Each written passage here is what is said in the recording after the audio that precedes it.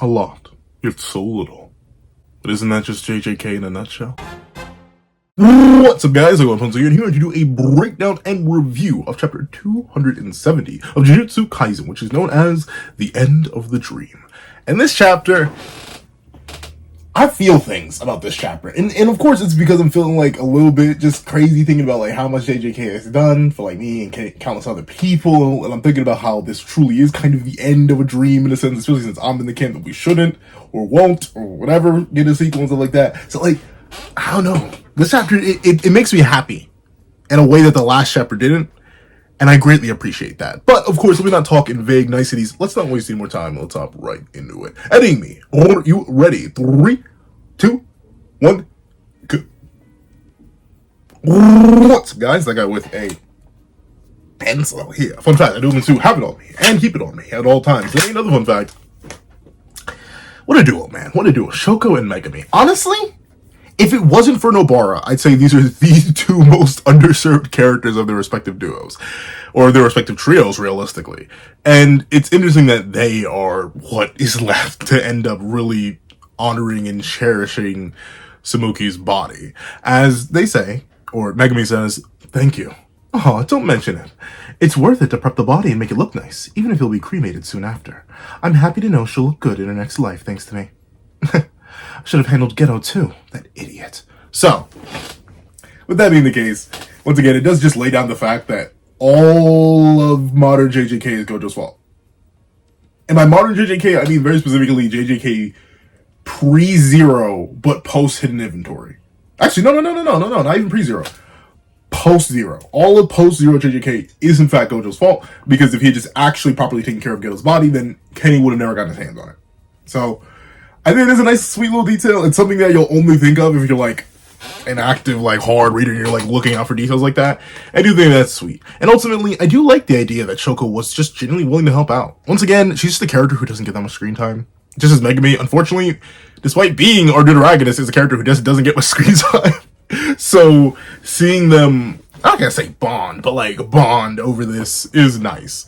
And ultimately, that sort of idea does sort of give Megumi a little bit of hope here, which is admittedly sad when Shoko seemingly goes to immediately crush it. Like, once again, we've been getting a lot more smiling Megumi these past couple chapters, and we see him go, yeah, as if he's thinking that Samuki is going to live happily in the afterlife when her soul is consumed by Yorozu. Speaking of which, what happens? Like, do they just pre-perish? Because we know the body and the soul are one thing, and Yorozu never incarnated, even though, ironically enough, past Yorozu does look a lot like current Yorozu.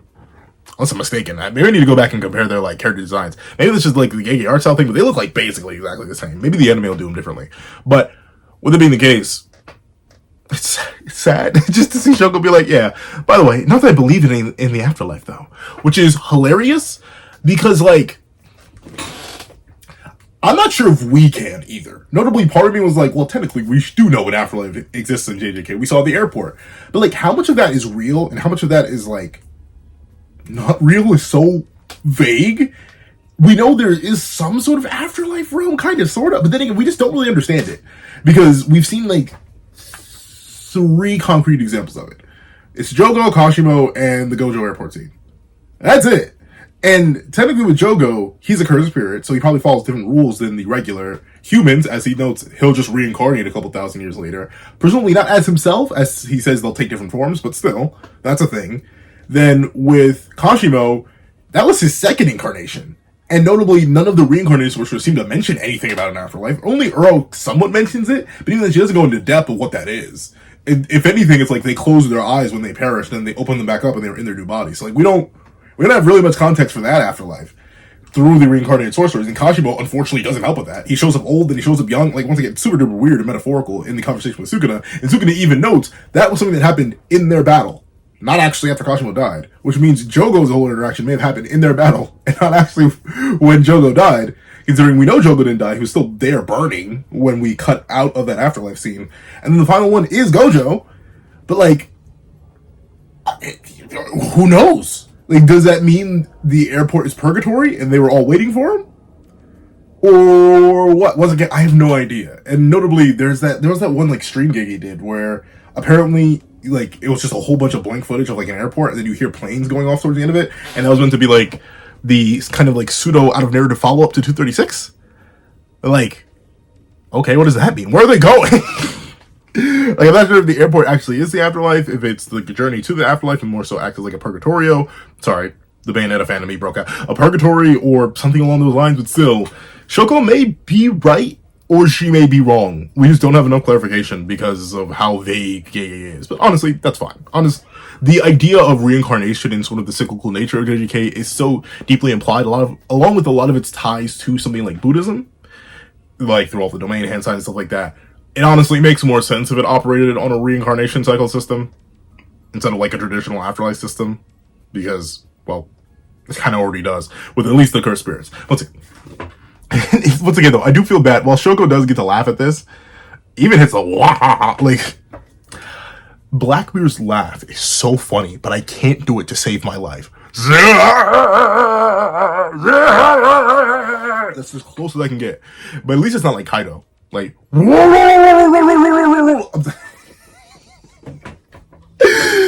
because see, I still haven't watched One Piece. And I haven't consumed a single full episode. I think I may have watched episode 1 a long, long time ago. But a lot of my friends are fans of One Piece, and thusly they'll communicate in One Piece memes. And the first time I heard Kaido's laugh, I thought they were kidding. But Megumi just gets immediately sad afterwards. Just sad for it. Once again, Megumi, he's just a character that, like, it's like the narrative did him dirty, Gege did him dirty, and then the narrative and Gege, since Gege wrote the narrative, like, Wombo Combo to make, I just feel bad for Broski. Like, he deserved more, undeniably, but I'm not exactly sure how to give him more. Because he is that important. But he is that, he's a good right. I don't know, I just feel bad for Broski. With it being the case, we do get to see that Megumi gets a call as Shoko and Megumi walk away from the graveyard, and Megumi answers, "Hey, it's Fushi girl." "Uh-huh. Understood. We'll go right there."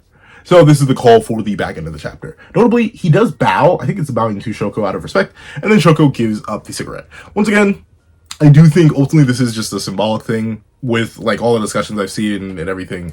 Once again, due to Shoko is just lacking character time, lacking character existence, all stuff like that, you kind of just have to assume. And the natural assumption to make here is that now that she's free of Suguru Geto and Satoru Gojo, in the most painful way possible, obviously, you know, she's letting go of something she only picked back up because of the stress for her friends. Notably, if you'll remember, all the way back in Shibuya, Yaga asks her, "Hey, I thought you gave up smoking." And Shoko's like, "I'm feeling nostalgic," because she was worried about Gojo. And she was obviously worried about Gojo throughout the entire Gojo vs. Suguna fight. That's why you see her smoking hit its peak there, which, like, if you look at the panels of the explanations when Gojo's RCT is low, you literally see, like maybe 2 whole packs of cigarettes on the floor from how much stress she was under. And when she goes to smoke here, she's like, she looks at it and then realizes there's really nothing to smoke to or smoke for, because the stress is kind of gone. And of course it's not. Like, the JDK world, this is the craziest thing. I have to say this, I'll bring it up again more in depth at the end of the chapter review, but nothing's changed. In fact, things are going to get worse. Once again, as much as I do not like the idea of a sequel, this world is perfectly prepped for a sequel, because the whole balance of the world is thrown off. Every bit of the world balance is destroyed. 100%. Well, we're going to get to it right here, but the world's a mess right now. And as we saw Satoru Gojo, and possibly the initial existence of Ryoma Sukuna, and heck, even the divine prank known as Toji Fushiguro, the one freed from cursed energy, there should be a bunch of problems going on now simply due to the lack of balance. And let me talk about why. But regardless, before we get into that, I like the idea of Shoko being free. It's a twisted kind of freedom, but honestly, it's weird to say. I'm gonna look to the left, I'm gonna look to the right, I'm gonna make sure no one else is listening except for you and me. I feel like death, for some reason, is like a liberation in JJK. It's not really, like, not a positive liberation, obviously, but it's a liberation for a lot of characters. Like, Gojo was happy when he died. He spent a lot of his life sad after he awoke, because he was no longer with anybody. Suguru Geto ultimately was liberated from his hatred in death. Kenjaku was liberated from his boredom and his introspection in death. Ryoma Sukuna was liberated from the empty existence he had in death. Like, once again, so many characters kind of just get free from death.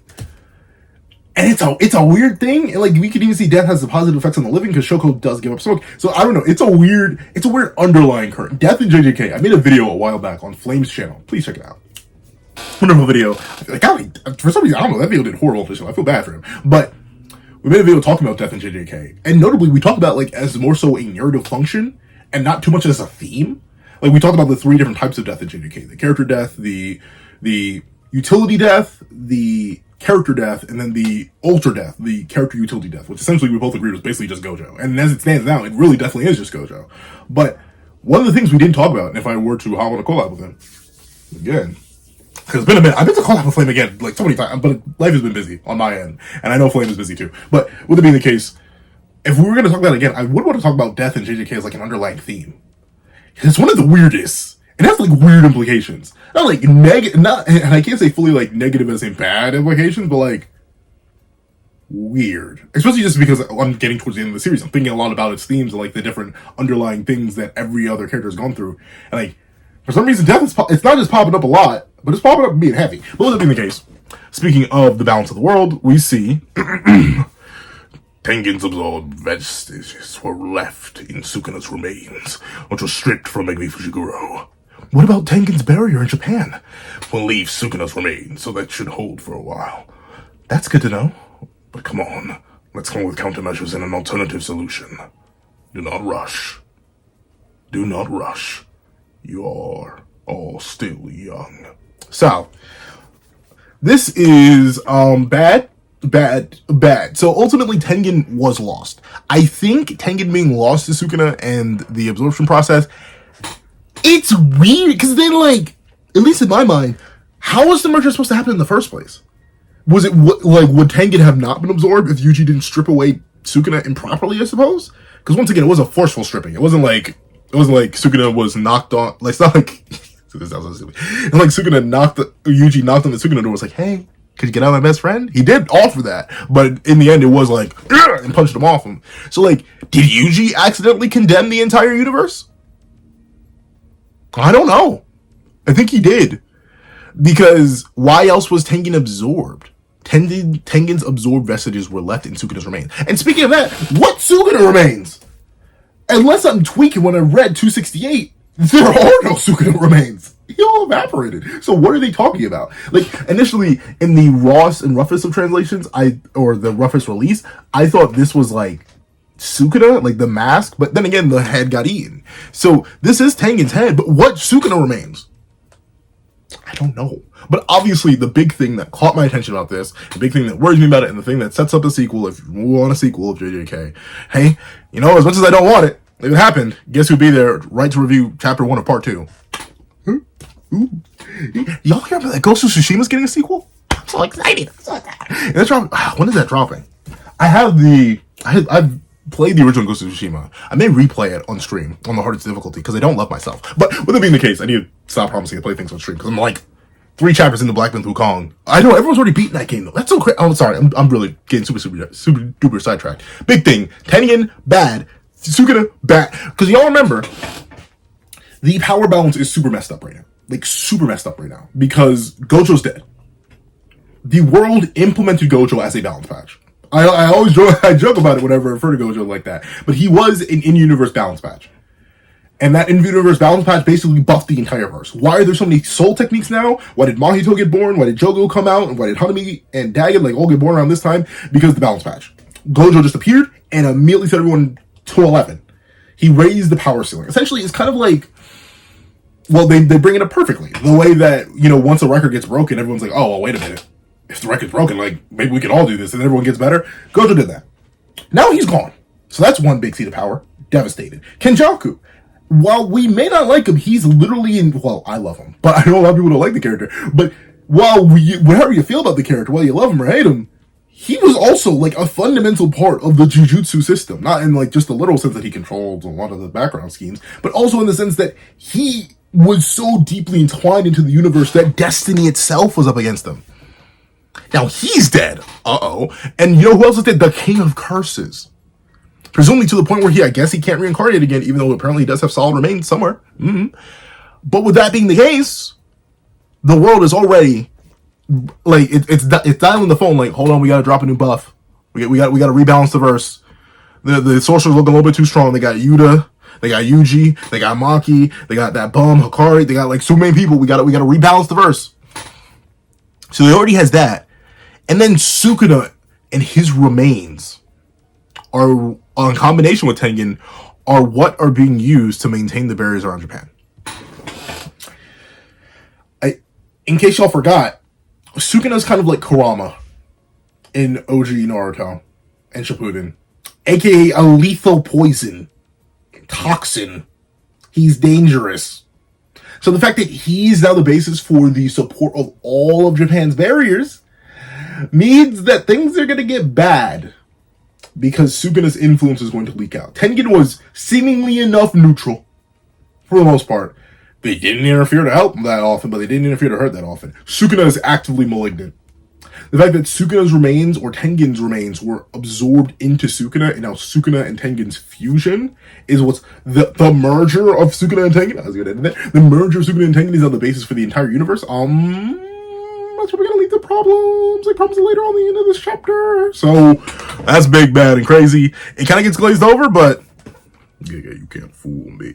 But with it being the case, I do like the development of Gakuganji, focusing on the young, the future of the development. And I do find it sweet that Kamo is living his happiest life. I'm not sure if he's supposed to be back in Japan here or not, but still, it's nice. I'm happy for Kamo. Kamo really got the best of all worlds. He had his awakening. He realized the truth of his life and the true value of his life. And then instead of risking it all against the King of Curses, he dipped. Because once again, Sukino probably would have started the merge and lost to it, and then like immediately the merger would have tried to wipe out the entire rest of the plan. So Kamo wouldn't have had too much time. But still, he got off pretty much scot-free. So I'm happy for Kamo. And I'm happy for Gakuganji for admittedly lying to himself, as he says, it will be alright. Which it won't be. Like, once again, a big part, and I think I'm going to make an entire video talking about it, no one reached enlightenment in JJK. This isn't a spoilers for that manga, and spoilers for that webtoon, and gosh, that's the thing, I want certain things to be animated, and then like 5 years in the past, I could talk about them. But I don't want to spoil certain things. Those are two of my favorite pieces of fiction. I'm not going to say the series, but in the end of both series I'm thinking of, and some will automatically know which ones I'm talking about, a main character, or characters, reach enlightenment, nirvana, the apex of their respective universe, and kind of fix all their problems, or at least set up in a point where all their problems can be fixed. JJK is not like that. The cycle of curses will continue. In fact, it's only going to get worse. So saying it'll be alright, I'm not sure about that. But we get to, is this my favorite part of the chapter? Is it? I'm biased. I'm so biased though. Like I'll be real. I'm biased in the way the Yuta fans are biased. And I'm a Yuta fan, so I know what the bias is. I think this is my favorite part of the chapter for how irrelevant it is. Like I said in the intro, a whole lot, but so little, because it doesn't really matter. But Maki is here, and she says, here, as she throws a cursed tool to Daido, a katana. And once again, I'm something of a katana wielder myself. You know, not a wielder. If anyone wants to teach me how to use a katana,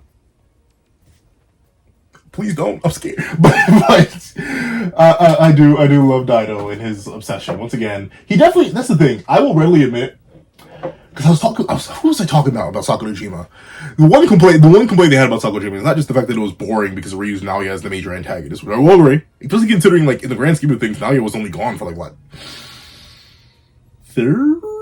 50-ish chapters, because Zen Clan Massacre is right in perfect preparation. Then we get to Sakurajima towards the near end of the 200s, and I'm pretty sure the Zen Clan Massacre takes place around like the 140s, 150s. So now he had actually been gone for that long. He'd been gone for about a year, and to reuse him, while it works thematically for the arc, the main complaint they had was Naoya, and the fact that Daido and Mio felt very, very forced and random, considering it was specifically those two who would awaken Maki. No one else could help her do it in that moment, and I agree with that. Like on a writing level, it is contrived. 100% more contrived than any of the other colonies. And then you may be like, whoa, Pencil, any of the other colonies? I mean any of the other colonies. Or at least any of the major colony battles. Like, Higuruma versus Itadori doesn't feel contrived, other than the fact that Higuruma exists, because Itadori was actually hunting down Higuruma.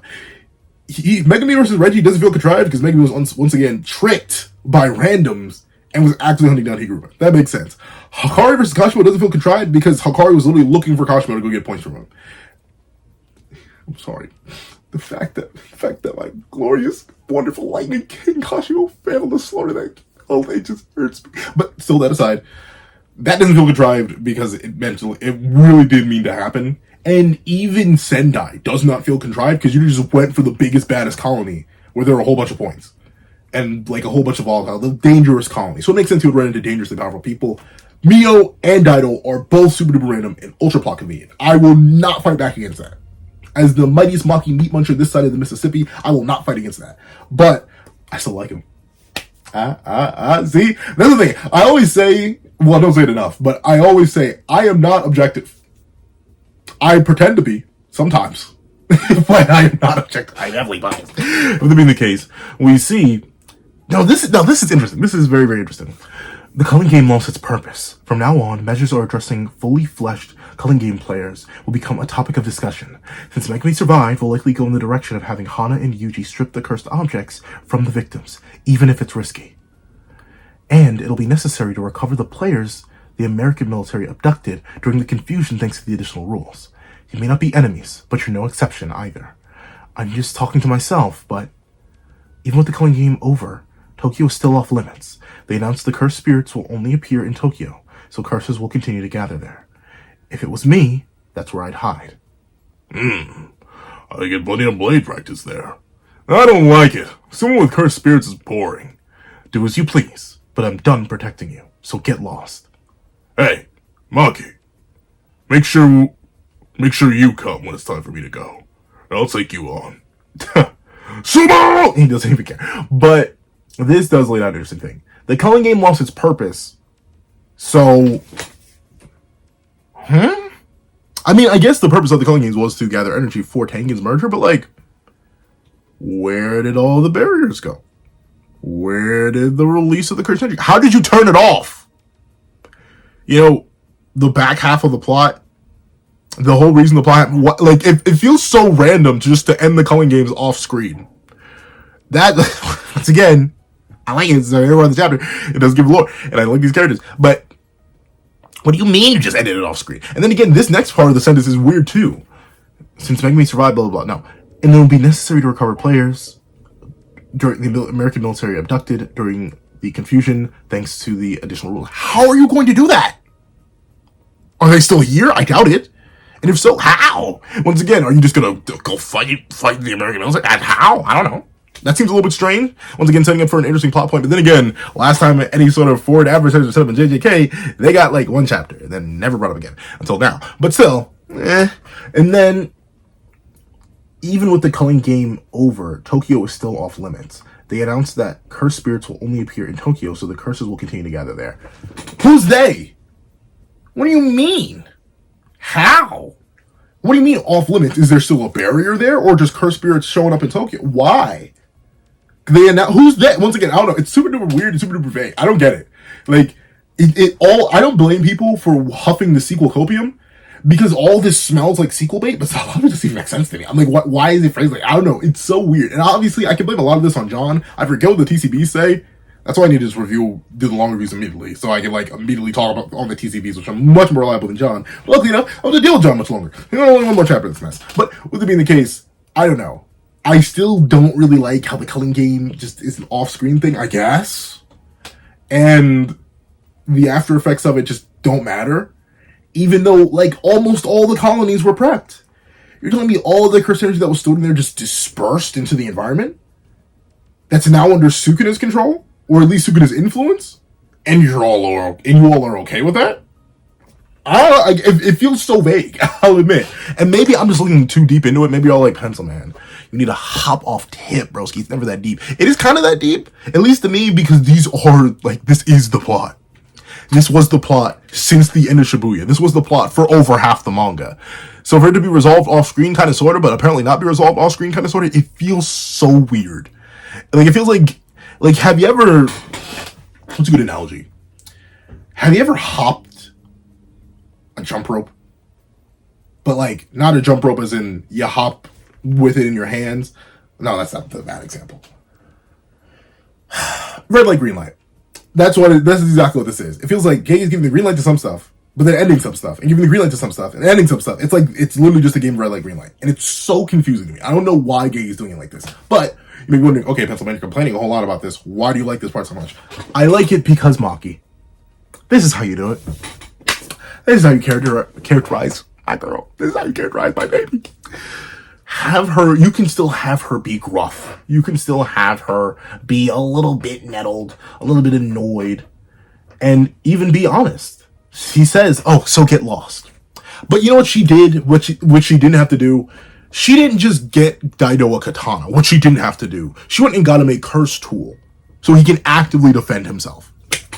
Beautiful. You know what she did?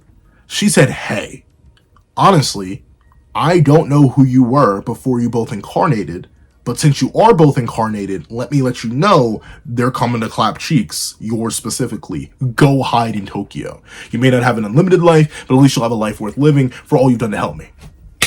There we go. That's nice. That's sweet. That fits into her character development, her acknowledgement of others, her base interactions, and her base personality that's developed ever since her awakening, and shows her care for people in a non-malignant way. Gay, why wasn't this in the last chapter? But with that being the case, I love it for that. And ultimately, once again, despite Daido being a super simple character, I love his reaction here too. He ultimately knows that he's on a limited time scope. But Mr. Mario over here isn't like, oh no, my life is over. He's like, hey, if anyone's going to do it, I want it to be you. I want you, the product of whatever you are, to come and take care of me. That is nice. I love that. These characters, off one random interaction that was probably less than 30 minutes, developed a bond this deep. Developed a bond this well. And Maki was protecting them because she did care, because ultimately they did help her. They basically became her family. It touched my soul, bro. Once again, maybe it's just me. It's literally just a me thing.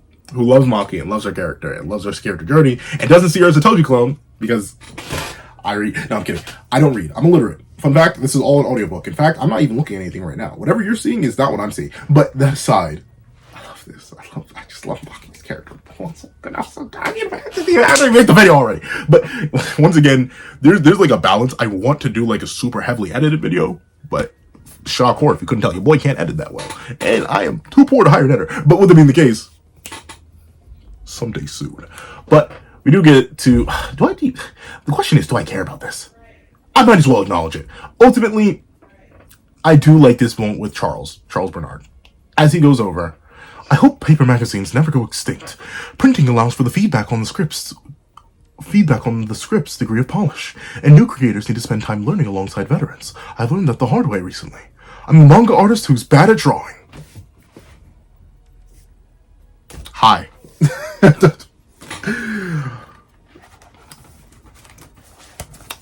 This is me. I am also not necessarily a manga artist, but I am an artist who's bad at drawing. I get it. I get it. So that tickled my soul deeply, just because, like, yeah, I understand that pain. Especially, like, as a person who's been drawing for as long as I have, you'd think I would be better. But obviously, I've never, like, I haven't high spec. Maybe if I was locked in for a year, I could go crazy. I've seen people. Was it Markiplier? I know there's, like, some famous YouTuber who just decided to learn how to draw over a month because they had the freedom and the time to, because, YouTube. And bada bing, bada boom, he became, like, an amazing artist, relatively speaking.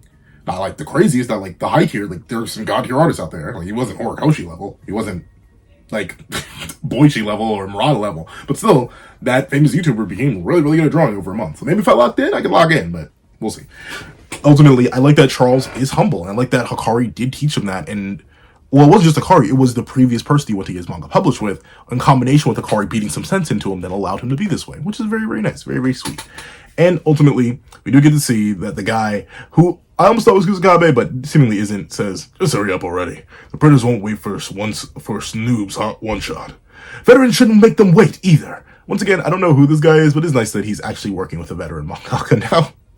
He does have a mentor, which is sweet. This may actually be the same guy who rejected him. I don't know. I'd have to go back and reread that chapter. But this is the other big thing. The other big thing I'm going to talk about. But honestly, I don't think it's too deep. Takuma says, like I said, lots and lots of course jokes aren't bad, but no excess stuff. Even blah blah blah and blah blah blah have potty jokes. They're the same, huh? No, they're totally different. Were you even listening? Whatever. Let's get on with it. Shouldn't say that too loudly. Let's get on with it isn't a dirty joke. You pay for once. So this is presumably the whole fandom went crazy. I don't think it's Big Jaku. I don't want it to be Big Jaku. I don't think it's Big Ghetto. I don't want it to be Big Ghetto. I just want to be a guy who looks like Ghetto. I want it to be a fake out. Honestly, you're looking at a Jaku Jacker. Yes, a Jaku Jacker. A Kenny Creamer, if you will. I love Kenny. But since I'm in the camp that I kind of don't want a sequel, I just want that to be done. let him be laid to rest, let him have had his happiness with Takaba and call it there. Is it entirely possible that Takaba accidentally did this to the comedian? Yeah, absolutely. He's literally a reality warper. The only one JJK has to offer. But at the same time, I kind of don't want it. Do I think it's him? Possibly. Like, the only reason I'd say it's him is why hide his face. Right? Like, obviously it's the mess with us and to make us overthink, which KK is good at. But, like, why hide the face if it's not meant to be him? But at the same time, I think it kind of just fits in the Takaba's character and stuff like that. So top 5. I'm gonna keep it pushing. I don't really have too much stock in this as a whole. So with that being the case, we see him. He apologizes to this kid. I don't really care. I was gonna give like some deep, proper analysis about this. The only thing that I will readily admit I like is one. I do like the joke that his jacket says sugar and his cursed energy or his cursed technique ability and it was sugar. I do like that we see Yuji's friends here. Or at least I think these are meant to be Yuji's friends. I'm thinking looking at them a little bit closer. Maybe not. These may just be randoms. But the main thing I do like is that the kid didn't accept his apology. Ultimately, the kid ran off because he was scared of the bully. I like that. Once again, the willingness to apologize and your own ability to change does not dictate the fact that the world suddenly needs to perceive you differently. Never has worked that way. Never will work that way. And they do like that Amai finds that out the hard way. Nice. Sweet, if you will. But with it being the case, Higuruma. Now, this is interesting. No charges pressed, huh? I bet Jujutsu headquarters applied pressure. They want to use me as a sorcerer. Sorry for the rest. Sorry. As for the rest, a do-over. As a representative of the surviving family, I'm gonna kick your butt. I'm counting on you. So, ultimately, bada bing, bada boom. JJK is kind of just giving Higuruma a pass on all of his execution things because he's going to be paying back his debt as a sorcerer rather than just living the rest of his life in jail. I like that. Once again, Higuruma, now that he is alive, now that he's here and able to be fully healed and active, I'm happy that he is actually fully healed and active. And that at least one of his people is going to attempt to hold him accountable, but the way the JJK system works, he's going to be let free. But he's going to be paying off his penance, paying off his debt for the rest of his days. Beautiful work. I like that. The other thing that I do like, I mean, this is an adorable little scene, though admittedly it feels so, like, two of the most plot, I don't want to call Megumi a plot device, because he does have character, but two of the most plot device, plot-centric, okay, we need these two characters to act in a certain way for the plot characters to character. Since Sukuna made a move like that, Megumi Fushigoro's memories of you have already been restored.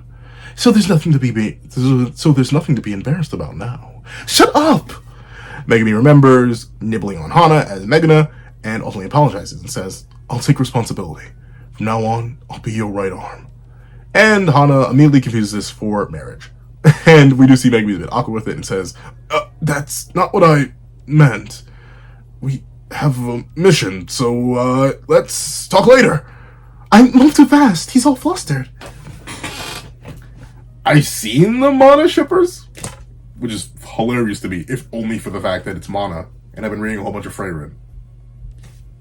But that aside, I don't really care. Once again, these two characters, I did have interest in Megumi, and while I do appreciate the character more now than ever before, he's still just like, I'm not gonna say vapid. Vapid sounds mean. He's not vapid. He's not like a worthless character. He's not a bag of hot hair. But like, I still don't like feel particularly invested in him on like a lot of the fandom. And I definitely, while I respect Hana's character utility, and I personally believe she's done nothing wrong or nothing really out of character, because she really has a character. She really has a character. Don't say I don't care. So it's cute. And that's it. But with it being the case, we got to this and ugly eye guy. I'm gonna skip over. I just don't like looking at it. And you're like, Pencil Man, what's wrong? Is there an issue? Are you scared? Yes. I don't like it. It's weird. In fact, you can see in the quick review, I edited out the extended nose. I don't like looking at it. It's ugly and I don't want it on my channel. But with that being the case, the victim, Soto Fuzawa, male, 26, his fiance said his face changed 2 weeks ago. What does he look like to you? What does he look like to you? Yeah, let me see. Like a normal professional wrestling trainee. You're well built. You work out? Do you? Do you? I did wrestling until high school. This is what his girlfriend said his face looks like. Big ol' eyes. Huh? Is it me then? Kugisaki, come with me. I gotta examine your body. What does that mean though? But with it being the case, because like you are not Shoko. People confused you for Shoko in the flashback, myself included. But I remember when I first read the JJK, I was like, Shoko, why are you here? Or no, Tomorrow, what are you doing 10 years in the past with everybody? What? She takes her off to do this examination. And ultimately, it seems like side effects are kicking in. Just like Ichichi said, the effect of the residuals are just a little bit pesky. I doubt it's a cursed spirit. Really? The main body of the cursed spirit isn't possessing anyone, but there are diluted residuals. Plus, the victim's experiencing minor difficulties. A curse user is probably to blame, but there's no malice behind it, so I suspect a surviving culling game player of the awakened type. Of course, a semi-grade 1 or higher cursed spirit is involved. If a semi-grade higher or 1 cursed spirit is involved for some reason and just holding back, then a chase could result in damages like the Yasuhachi Bridge incident, which is a sweet callback to season 1. Oh, a curse user stirring up trouble? That should be a cinch for the three of us. So, bada bing, bada boom. Same curse user for the final chapter. Neat enough. Like I said, the chapter does make me feel things in some good ways, and overall, I'm kind of like, the chapter is worthy. I'll readily give it that. The chapter is worthy. It stirred up emotion in me in short bursts, but mostly because I'm afraid of sequel. I don't like it because it feels like so much setup for sequel. Or just sets up the whole like true nature of JJK, where you cannot defy destiny. You cannot defy fate. No matter what you do, the world will still spin as it always has. And ultimately, the challenges and progress and loss of life and gaining of life and getting a progression in power that our characters undergo is nothing but a stepping stone, but a stopgap for the current generation of cast that shall forever continue. But overall, so, a nice enough chapter. If you made it all the way to the end of this video, please do me a favor and leave dismantled vessel. Dismantled as in broken down, vessel as in like what Yuji and Megumi were. Leave dismantled vessel in the comment section down below. And then thank you so much for watching. Please remember to leave a like, share, comment, and subscribe. And make sure you hit that little notification bell so you don't miss out on any videos that come on the channel. Also I do have to have a Patreon down below, or you can support me for as low as $1 a month. Things like exclusive videos, early content, and more. And so now become a member of the channel. Why do I say that? I say member to the channel for as low as $3 a month to get the same perks and more. So those perks will include the live reaction to this very chapter, ad-free variations of all my videos, and if you become a $25 patron or a $25 member, you can order whatever video you want. Also, I do have a link to my Ko-Fi in the description down below, where you can drop 5 beans for a short video, 25 beans for a long video, or any beans at all. Any support is always greatly appreciated. Now, I'd like to thank you so much for watching once again, and I hope you guys have a wonderful day. This is that guy with the pencil, writing off.